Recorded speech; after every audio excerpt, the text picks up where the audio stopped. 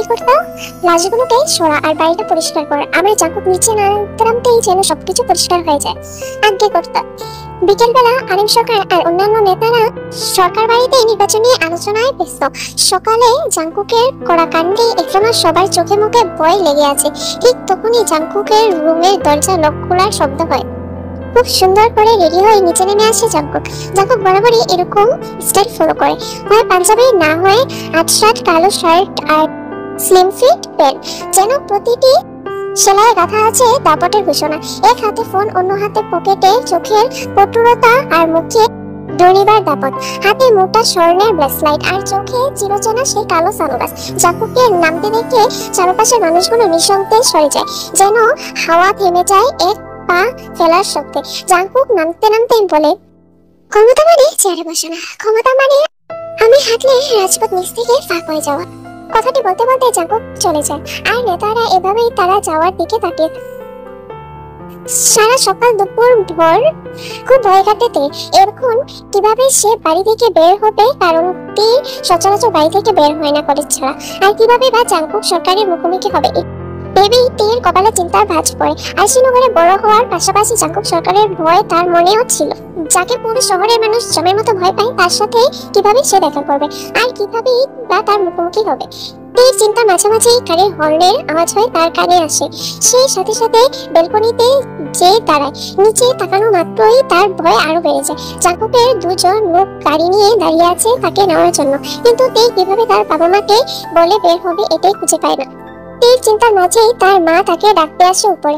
মাকে উপরে আসতে দেখে তের ভয় আরো বেশি বেড়ে যায়। তাহলে কি সব জেনে গেল মা? এই জি মা, তোর বান্ধবী জিমিন এসেছে তোকে নিতে। তোদের কোচিং এ যে বিকেলে টেস্ট পরীক্ষা আছে বলিসনি তো? মায়ের কথা শুনে বেশ হতভম্ব হয়ে যায় তে। তার জানা মতে এমন কিছু তো আজকে নেই। তাহলে কি রে, যাবি না? যাবি তো নাকি? জি আম্মু। তে তার মায়ের সাথে নিচে নেমে আসে। তে আসার সাথে সাথে জিমিন তার হাত ধরে নিয়ে যায়। আন্টি আসি তাহলে। আচ্ছা মা, যা, সাবধানে যেও তোমরা। জিমিন তেকে বাড়ির বাইরে বের হয়। তে, জাঙ্কুক স্যার তোকে যেতে বলেছে, তুই যা, আমি আসছি। জিমিনের কথা শুনে তের ভয় আরো বেড়ে যায়। তার মানে এসব জাঙ্কুকের কারসাজি। তে বের হওয়ার সাথে সাথে জাঙ্কুকের লোকেরা গাড়ির দরজা খুলে দেয়। ও ভাবি সাহেব, এত লেট খেলা? ভাই কখন থেকে অপেক্ষা করতেছে আপনি লেগা? ভাই অনেকক্ষণ ধরে অপেক্ষা করতেছে কইলাম। তে কোনো কথা বলে না, ওই দিকে ভালো মতো দেখে গাড়িতে উঠে পড়ে আর মনে মনে অনেক দোয়া পড়তে থাকে যেন জাঙ্কুকের সাথে তার দেখা না হয়। গাড়ি তার গতি যত দূর বাড়াচ্ছিল, এর হৃদস্পন্দন তত বেড়ে যাচ্ছিল। বেশ অনেকটা পথ যাওয়ার পর গাড়িটি আরশিনগরে জঙ্গলের পুরাবাড়ির সামনে থামে। তে গাড়ি থামার সঙ্গে সঙ্গে একজন লোক এসে তার গাড়িটির দরজা খুলে দেয়। তে ভয়ে ভয়ে নেমে পড়ে। নেমে দেখে বেশ অনেকজন লোক মাথা নিচু করে দাঁড়িয়ে আছে। তেকে একজন পথ দেখে তার সাথে যাওয়ার জন্য বলে। তে সেই লোককে অনুসরণ করে সামনে এগোতে থাকে। জাঙ্কুক পিছনে হাত দিয়ে উল্টো দিকে ফিরে তাকিয়ে আছে। জাঙ্কুক হাতের ইশারা দিয়ে সবাইকে চলে যেতে বলে, আর তে মাথা নিচু করে দাঁড়িয়ে থাকে। জাঙ্কুক পিছনে ফিরে তাকায় তের দিকে। লাল সিম্পল মিরর ড্রেসে আকাশ থেকে নেমে আসা পরীর মতো লাগছে তেকে। তেকে দেখা মাত্র জাঙ্কুকের মুখের নকশা পরিবর্তন হয়ে ফিল্মের রোমান্টিক হিরোদের মতো হয়ে যায়। সে ধীরে ধীরে তের দিকে কাছে আসতে থাকে। জাঙ্কুকের প্রতিটি কদমে যেন তের হৃদস্পন্দন বেড়ে যায়। সে ভয়ে থামতে থাকে, শুকনো ঢোক গিলতে থাকে। জাঙ্কুক তের খুব কাছে এসে দাঁড়ায়। তে ভয়ে নিজের জামা খামচে ধরে। তে জাঙ্কুকের থেকে বেশ খাটো হয়। জাঙ্কুক একটু ঝুঁকে তের ডান গালে চুমু খায়। জাঙ্কুকের এমন কাণ্ডে তের চোখ বড় হয়ে যায়। আসতে অসুবিধা হয়নি তো? তে মাথা নেড়ে হে বুঝে। দেখো, তুমি মানুষ ভালো না, যা বলবো অক্ষরে অক্ষরে পালন করবা, না হলে আমার হাতেই তোমার জানাজা হতো। জাঙ্কুকের কথা শুনে তের ভয় আরো বেড়ে গেল। সে শুধু জাঙ্কুকের কথায় মাথা নেড়ে হেসে জানায়, নিজ থেকে মুখ ফুটে একটা কথাও বলে না। এখন বাড়ি যাও, যে হোক তো ভাবিকে বাড়িতে দিয়ে আয়। যে হোক এসে খুব সম্মানের সাথে তেকে তার সাথে নিয়ে যায়। এই যতক্ষণ না যায় জাঙ্কুক এক দৃষ্টিতে তাকিয়ে থাকে। তোমার চোখ তো দেখলাম আমার সর্বনাশ।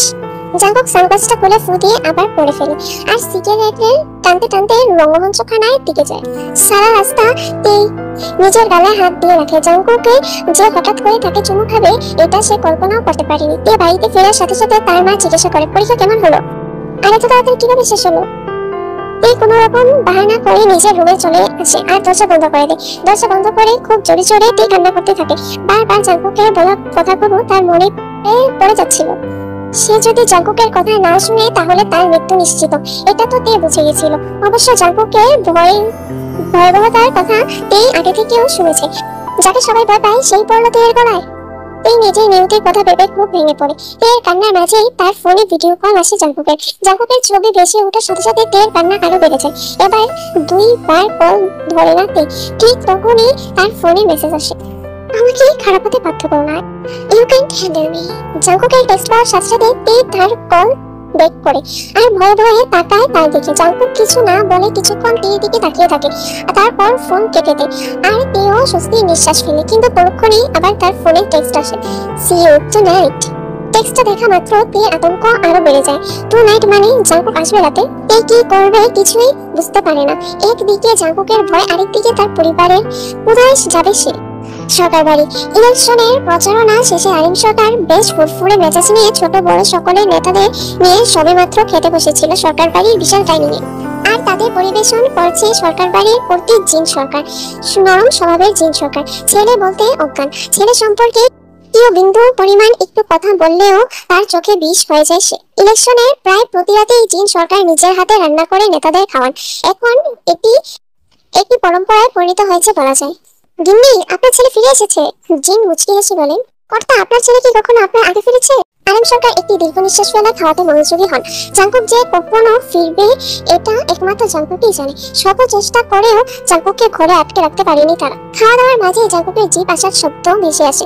আরিম সরকার সদর দরজার বাইরে তাকিয়ে থাকেন। ছেলে যেহেতু এসেছে তাহলে একসাথে খাবেন বলে। কিন্তু জাঙ্কুককে দেখে তার চিন্তা অবনতি ঘটেছে। সরকার বাড়ির মূল ফটক হতে জাঙ্কুক সরকার আসছে। এক হাতে একটি মানুষের কাটা মাথা, আরেক হাতে তার চিরচেনা সে গোল্ডের চাপাতি, যা রক্তে রঞ্জিত, আর চোখে কালো চশমা যাতে একটু রক্তের ছিটাফোঁটা লেগে আছে। তার নিয়ে জাঙ্কুক সরকার বাড়িতে প্রবেশ করে। জাঙ্কুকের এমন ভয়ঙ্কর দৃশ্য দেখে মাত্র নেতারা খাবার ধুয়ে দাঁড়িয়ে যান, আর যে যার মুখোমুখি হয়ে দাঁড়ান। ভয়ে ঘাম ছুটে যায় তাদের। জাঙ্কুক সেই কাটা মাথা নিয়ে তার আব্বাজানের সামনে দাঁড়ায় আর ঘাড় ঘুরিয়ে তার মাকে দেখে। আম্মা জান, আপনি অন্ধমহলে যান, এখানে থাকলে রাতে ঘুমোতে পারবেন না।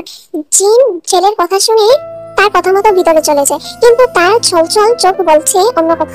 জাঙ্কুক তার আব্বাজানের পায়ের নিচে বসে আর কাটা মাথাটা রেখে দেয়, দিয়েই নেতাদের দিকে ভয়ঙ্কর দৃষ্টিতে তাকান।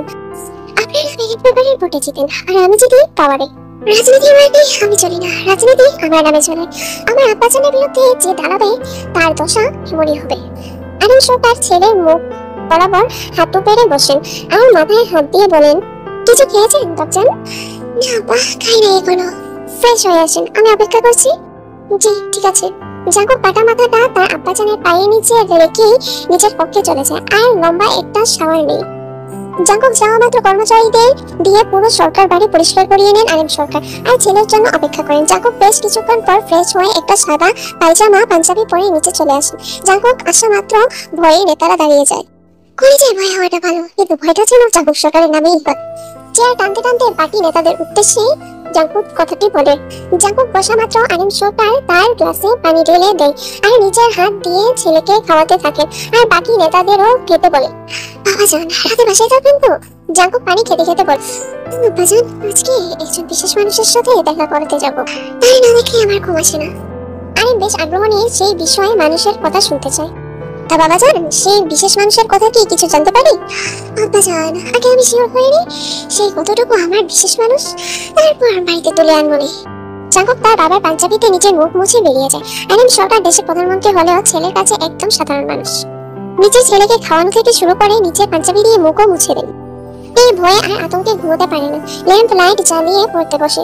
কলেজ নেই তো কি হয়েছে, বই তো আছে, আর যাই হোক পড়াশোনা তো বাদ দেওয়া যাবে না। তেই খুব মনোযোগ সহকারে পড়ছিল। পড়তে পড়তে হঠাৎ সামনে চোখ যায় তে। সামনে চোখ যেতেই কারেন্টের ঝটকা খাওয়ার মতো অবস্থা হয়ে যায় তের। জাঙ্কুক তার সামনের চেয়ারে গালে হাত দিয়ে বসে আছে। তাকে দেখা মাত্র তের হৃদস্পন্দন বেড়ে যায়, ভয়ে গলা শুকিয়ে আসে। তাকে দেখা মাত্র তের হৃদস্পন্দন বেড়ে যায়, ভয়ে গলা শুকিয়ে আসে। কিন্তু জাঙ্কুক কখন আসলো, আর কখন থেকেই বা বসে আছে? তের বাবা মা কেন কিছু বললো না? সব মিলিয়ে তে খুব ভয় পায়। জাঙ্কুক চুপচাপ তের সামনে বসে থাকে। বুঝছো? এই ধীরে ধীরে বলে, অ্যাকাউন্টিং। জাঙ্কুক তের বই নিয়ে বন্ধ করে সাইডে রেখে আর তের চেয়ারটা টেনে নিজের চেয়ারের কাছে নেই। ওই হিসাবের পাশাপাশি আমার মনে হিসাবও রেখো। তে এই জাঙ্কুকের কথা শুনে চোখ নিচে নামিয়ে ফেলে। জাঙ্কুক হঠাৎ ঠান্ডা গলায় বলে ওঠে, তুমি জানো আমি কাকে ভয় পাই? তীর চোখ মুখে আতঙ্ক জমে যায়। যাকে সবাই ভয় পায় সে আবার কাকে ভয় পায়? নিজের আগে আমি রেগে গেলে ভিতরে জানোয়ারটা আর থামে না। জাঙ্কুক নিজের মুখ দিয়ে কানের কাছে নিয়ে আস্তে আস্তে পরে বলে, তোমাকে ভালোবাসি বলে এখনো মেরে ফেলেনি, কিন্তু তুমি যদি কখনো পালাতে চাও এই ভালোবাসাই তোমার মৃত্যুর কারণ হবে। কথা শুনে তীরের চোখে পানি চলে আসে। তীরের চোখে পানি দেখে জাঙ্কুক তার নিজের হাতে মুছে দেয় আর তীরের মাথায় হাত বুলাতে বুলাতে বলে, আমাকে নিজে সত্য বানাবে তো মরবে। গ্রহণ করে আমাকে তোমার আজকে রাতটা সময় দিলাম, কালকে বিকালে 5টায় আমি তোমার উত্তরের জন্য অপেক্ষা করবো। এই শুধু মাথা নিচু করে জাঙ্কুকের কথা শুনে ভয়ে তার ভিতর থেকে কোনো কথাই বের হয় না। জাঙ্কুক উঠে দাঁড়ায় আর দরজার কাছে যায়। যে ঘুরে আবার আসে তীর কাছে, এসে একটু চোখে তীর মুখ বরাবর হয়। তোমাকে একটা চুমা দেই? জাঙ্কুক তীর গালে চুমু দেয়। উত্তরটা যেন হে ওই সুন্দরী, নাহলে পরের দিন ওই গঙ্গা ঘাটে তোমার পরিবারের লাশ ভাসবে। জাঙ্কুক চলে যায় তীর রুম থেকে আর তীর পাথরের মূর্তির মতো ওখানেই দাঁড়িয়ে থাকে। সে জাঙ্কুকের মন থেকে মানতে পারছে না, আবার না মেনেও যেতে পারছে না। খুব ভয় আর দুটানায় পড়ে যেতে সারা রাত আর দু চোখের পাতা এক করতে পারে না সে। জাঙ্কুক তীরের বাড়ি থেকে এসে সোজা সরকার বাড়িতে চলে যায় আর নিজের রুমে যে সেদিনের তীর নাচের ভিডিওটা বড় স্ক্রিনে ছেড়ে দেয়। জাঙ্কুক খুব মনোযোগ সহকারে তীর নাচের ভিডিও দেখতে থাকে। ওরে, আমার মতো নিতে মানুষকে বস করেছো তুমি? তোমার আর নিস্তার নেই আমার হাত থেকে।